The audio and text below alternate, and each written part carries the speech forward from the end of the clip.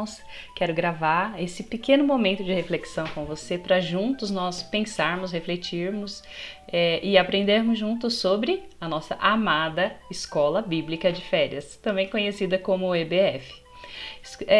Para quem não está acostumado, enfim, com esse termo, uma escola que acontece nas férias escolares, um momento em que as igrejas aproveitam as férias escolares para trazer as crianças da comunidade, tanto da igreja local quanto da comunidade, para um momento evangelístico de edificação, de uma troca entre irmãos mais velhos e irmãos mais novos.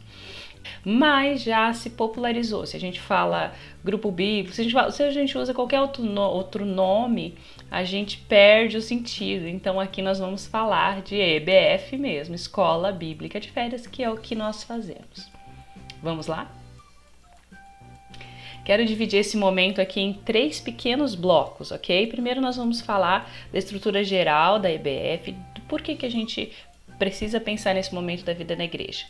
No segundo vídeo, também curtinho, eu quero falar sobre essas equipes e qual a função de cada equipe no EBF. Terceiro, eu quero falar sobre o pós-EBF. Vamos lá?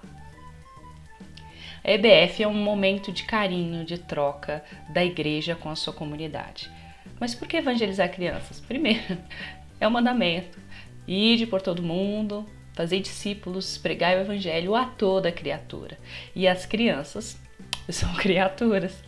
Mais um versículo, Marcos 10:14. Deixai vir a mim os pequeninos, não os impeçais, porque dos tais é o reino do céu. Provérbios 22:6. Ensina a criança no caminho que deve andar, e quando for velho, não se desviará dele. Mateus 19:14. Deixai os pequeninos, não os impeçais de vir a mim. Salmo 78:4. Contemos a vindoura geração os louvores do Senhor. 2 Timóteo 3,15. Desde a infância, sabes as sagradas letras que podem tornar-te sábio para a salvação. A gente sabe que a maioria da conversão cristã dentro do cristianismo acontece na infância. A infância é aquele momento em que a criança está aberta ao todo. Então, por exemplo, se você conta uma história de Jonas, por exemplo, ela vai crer sem dificuldade que Jonas foi engolido por uma baleia. Se você for pregar isso para um adolescente ou para um adulto, ele vai ter os seus questionamentos. Mas a criança tem uma fé genuína, uma fé desabrochante. E ela consegue entender que o poder de Deus, sim, é capaz de mandar um grande peixe para engolir uma pessoa e salvá-lo para que ele cumprisse o seu propósito. Então, quando a criança é nutrida com as histórias bíblicas, quando a criança é desde pequena preservada, aquela semente vai crescendo e aquela fé vai amadurecendo. E que privilégio que temos de servir a Deus desde a infância. Imagina quanta coisa nós somos protegidos do mundo e feridas que podem nos afligir quando nos convertemos só lá na frente, na idade adulta ou no final da juventude ou idosos. Que bênção essa criança tem de ouvir do evangelho, se converter ao Senhor desde pequeno. Ela vai aprender as histórias, ela vai memorizar muita coisa. A infância é a fase da vida em que a gente mais aprende. Aliás, você já parou para pensar o que é aprender a andar? Aprender a falar, aprender a se comunicar, aprender as relações com o outro, tudo isso acontece na infância.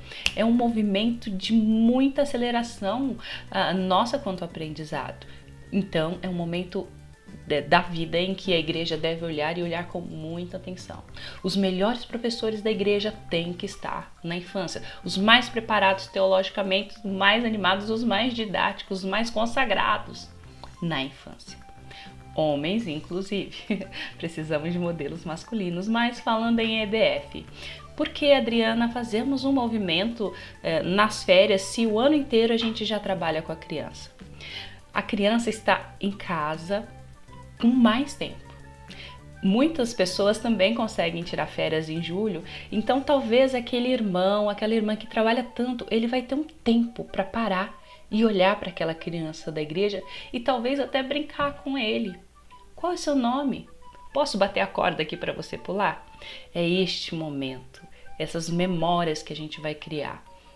de vínculo fraternal mesmo. Mas o que é mais importante na EBF? Ela é um momento de avanço missionário. Ela não deve acontecer sempre, porque ela depreende muito investimento, muita energia, mas ela é um momento pontual de avanço missionário, ou seja, a igreja inteira está envolvida em prol de um momento de evangelização e depois a gente pensa como a gente vai cuidando desses frutos, mas é um momento em que você consegue alcançar vidas que na vida cotidiana a gente não consegue. Então a EBF é um momento muito importante da igreja. Segundo ponto, a igreja toda deve estar envolvida. Eu sei que com certeza na sua igreja, na nossa igreja, tem também irmãs que poderiam fazer EBF sozinhos, até inclusive financeiramente. Tem energia, tem satisfação, terceiriza brinquedo, terceiriza lanche, conta-se a história, evangeliza e faz aquela grande festa sozinho. Mas não é esse o momento. A EBF é aquele momento em que cada irmão da igreja vai entender que missão é feita a várias mãos. Então, continuando, se eu não posso ir na data porque eu estou trabalhando, porque, enfim, eu posso contribuir para o lanche financeiramente, eu posso levar um bolo, eu posso encomendar algo para ser entregue às crianças, eu posso fazer parte da comissão de intercessão, eu posso fazer a decoração na minha casa e ajudar minhas irmãs. Eu posso convidar os meus vizinhos, meus parentes para levá-los até lá. Se eu não tenho habilidade de falar com criança, eu posso estar lá para cuidar da portaria. Eu posso estar lá para conversar com os adultos que vão acompanhar as crianças e também ter a amizade, o vínculo intencional para falar de Jesus para aquela pessoa. Eu posso ajudar na limpeza, eu posso ajudar na cozinha, eu posso ajudar observando as áreas vulneráveis. E aí a gente vai fazer um parênteses aqui, quando a gente recebe crianças de fora da comunidade, da igreja, nós precisamos ter o olhar quanto à vulnerabilidade redobrado, olhando todos os cantos da igreja, tudo tem que ser verificável o tempo inteiro. Então, olhares quanto ao uso do banheiro, olhares quanto aos cantinhos em que as crianças podem se esconder, se machucar, se ferir, enfim, olhares e atenção redobrados. Sabe aquela história de você estar cuidando do filho dos outros? É exatamente esse momento. Aquela família confiou aquela criança para que vocês estivessem olhando. Então, o nome da igreja está sendo zelado ali. Então, quanto à vulnerabilidade do corpo físico, da estrutura física da criança, olhares redobrados, e nós temos que ter uma equipe específica para isso. Então, irmãos, é o nosso momento de unirmos e nós entendermos, somos um corpo. Temos mãos, braços, pernas, cabelos, olhos, enfim, e cada um vai fazer a sua função. Um outro papel muito importante é qual é o objetivo geral desta EBF. Vamos falar um pouquinho de equipe? Vamos terminar esse primeiro bloco.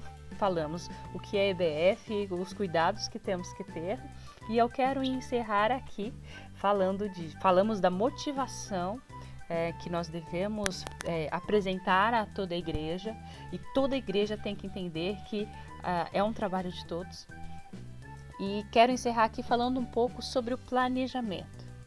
É lógico que nós precisamos de um coordenador, né? Todo bom projeto, todo projeto que funciona precisa de um coordenador, de um líder que vai orientar, tá? Ok, temos esse objetivo geral, como vamos alcançar os específicos e ir coordenando a equipe. Esse trabalho deste coordenador precisa ser uma pessoa ligada à infância, que conhece ali o diálogo, a didática quanto à infância. Precisa ser uma pessoa muito zelosa quanto à organização, cronogramas e prazos. E precisa ser uma pessoa que saiba lidar com a comunicação com os pares.